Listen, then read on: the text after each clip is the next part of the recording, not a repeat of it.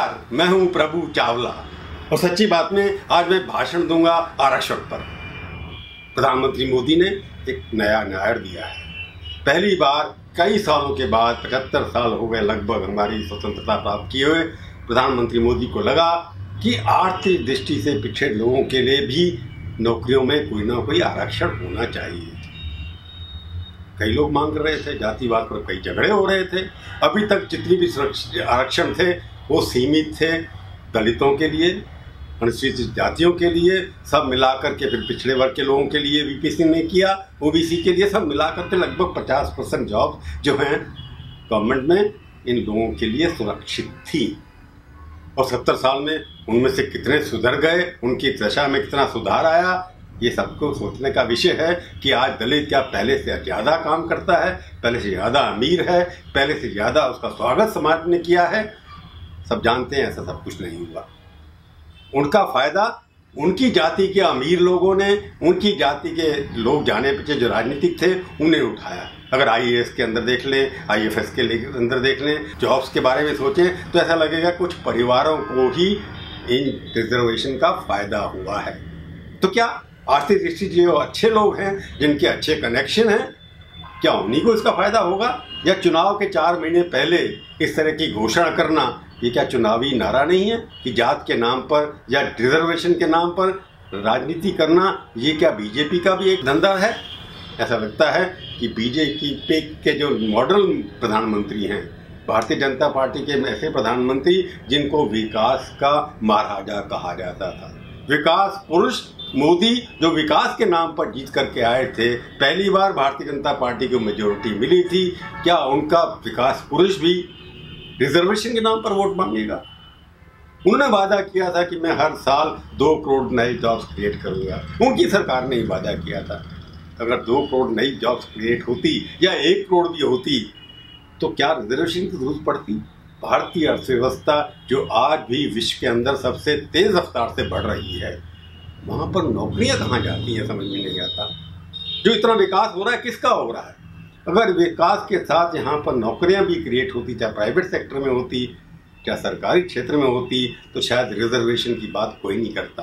राजस्थान के मीणा हल्ला नहीं मचाते, तमिलनाडु के अंदर ब्राह्मण लोग हल्ला नहीं मचाते। जो जातिवाद पे इसलिए लोग शोर मचाते हैं क्योंकि उनको लगता है नौकरियाँ कम हैं, ग्रेजुएशन ज़्यादा हो रहे हैं, हर साल नए नए ग्रेजुएशन जाते हैं, इंजीनियर हो जाते हैं, लाखों लोग चपरासियों के लोगों के लिए अप्लाई करते हैं। अगर जॉब्स होती तो किसी प्रकार की आरक्षण की ज़रूरत नहीं पड़ती। विकास के साथ सबका विकास होना चाहिए। मोदी जी का कहना ये उनका सबका साथ सबका विकास का एक नारा है। उसके अंदर रिजर्वेशन अमीर लोगों के, जो गरीब लोग हैं, अमीरों के बीच, प्रजाति के बीच में, उनके लिए किया गया है। सरकार में नौकरियां हैं कि नहीं है? क्योंकि आपका नारा ये था कि मैक्सिमम गवर्नेंस और मिनिमम गवर्नमेंट, यानी कि सरकार सीमित होगी, बौनी होगी और गवर्नेंस जो है वो बहुत बड़ी होगी। जब सरकार छोटी होगी, सिकुड़ जाएगी, तो नौकरियां कहाँ से होगी? ये आपके नारे के खिलाफ जाता है। मैक्सिमम गवर्नेंस तभी हो सकती है जब छोटे लोग हों, अच्छा काम करें, परंतु यहाँ तो ऐसे लोग हैं, सरकारी तंत्र बढ़ता चला जा रहा है, उसमें ज़्यादा राशि, क्योंकि प्राइवेट जब तक इन्वेस्टमेंट नहीं होगी, वेल्थ क्रिएशन नहीं होगी, जब तक पूंजी का निर्माण नहीं होगा, सड़कें नहीं बनेंगी, एयरपोर्ट नहीं बनेंगे, स्कूल नहीं बनेंगे, अस्पताल नहीं बनेंगे, जब तक जहाँ पर नौकरियाँ हो सकती हैं वो प्राइवेट सेक्टर ही कर सकता है। जो बिजनेस में सरकार नहीं हो सकती। अगर सरकारी नौकरियां नहीं बन रही हैं तो रिजर्वेशन एक मात्र नारा बनकर रह जाता है। परंतु भारत के लिए जबकि 75 साल के अंदर आप जा रहे हैं, रिजर्वेशन के नाम पर राजनीति करना क्या उचित है?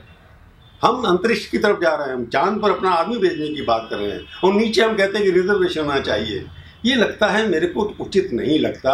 भारत को दूर की सोचनी चाहिए। भारत जो कि विश्व पर एक क्रम से नेता बन गया विकास के रास्ते में, उनको रिजर्वेशन की बात नहीं करेंगी। रिजर्वेशन जो वही करता है जिसको अपनी विकास की नीति पर, अपने विकास के रिजल्ट पर, अपने विकास की अचीवमेंट के ऊपर थोड़ा बहुत शक हो।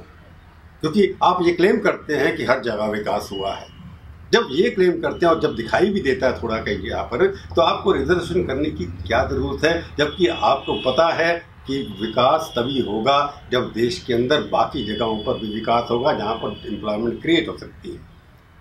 तो चुनाव से कुछ महीने पहले इस तरह का नारा देना, मेरे को ये लगता है ये राजनीतिक दृष्टि से प्रेरित है। इसको बाद में भी किया जा सकता था। आपका नारा ये होना चाहिए था कि मैं नौकरियां बढ़ाऊंगा जिसमें सबको फ़ायदा हो, ना कि ये किसी जाति विशेष को। अब भारत के अंदर जब 60% जॉब रिजर्वेशन हो जाएगी, जो बाकी लोग रह जाएंगे, क्या उनको नौकरी नहीं चाहिए? तो आप कह सकते हैं कि 8 लाख रुपए से जिसकी इनकम ज़्यादा होगी तो उसके रिजर्वेशन से बाहर हो जाएंगे। मेरे को ये लगता है कि या तो अगर आपको रिजर्वेशन करनी है राजनीतिक पार्टियों को इकट्ठा होकर के, चाहे वो बीजेपी हो, चाहे कांग्रेस हो, चाहे कोई और भी हो, उनको ये कहना चाहिए था कि एक परिवार के लिए केवल एक नौकरी रिजर्व होगी। जिस परिवार का एक व्यक्ति को सरकारी नौकरी रिजर्वेशन के नाम पर मिल गई, वो परिवार उस रिजर्वेशन कोटे से बाहर हो जाएगा। ऐसा आज तक नहीं हुआ, ना ही कोई राजनीतिक नेता ऐसा महसूस कर रहा है, क्योंकि ऐसा लगता है कि एक ही परिवार के लोग फ़ायदा उठाते थे। अगर आप देखेंगे दलित में या शेड्यूल ट्राइब में कुछ परिवारों को ही फ़ायदा हुआ है, सबको फ़ायदा नहीं हुआ। दलित का जो सबसे नीचे का व्यक्ति है वो अभी तक गांव में पड़ा हुआ है, उसके पास नौकरी नहीं है, खाने के लिए कुछ नहीं है। ऐसे शेड्यूल ट्राइब के लोग हैं जो अभी तक देखा नहीं है जिनको मॉडर्न क्या होता है इंडिया, तो उन लोगों के लिए अभी रिजर्वेशन का 70 साल के अंदर कोई मायने नहीं है और उसको आप बढ़ाते चले जा रहे हैं। जब आप रिजर्वेशन क्रिएट करते हैं उसको ख़त्म करना लगभग इम्पॉसिबल हो जाएगा। भारत के अंदर एक रिजर्वेशन जो है रिजर्व कैटेगरी का कंट्री माना जाएगा, जहां पर 60% नौकरियां रिजर्व हैं। कोई भी ऐसा कंट्री सारे वर्ल्ड के अंदर नहीं है। तो भारतवाद को इस तरह की रिजर्वेशन दे करके आपने भारत के अंदर जातिवाद ख़त्म करने के बजाय जातिवाद बढ़ाने का एक सारे पार्टियों ने मिलकर के फैसला किया है। ये देश की व्यवस्था के लिए ठीक नहीं है, ये देश की इमेज के लिए ठीक नहीं है, ये देश का रूप देश के लिए घातक है। लगना चाहिए रिजर्वेशन करिए, पर एक परिवार के लिए एक होगी, बाकी परिवार के लोगों को बाहर करना होगा, तभी ही भारत का सर्वांगीण विकास होगा, नहीं तो नहीं होगा। धन्यवाद।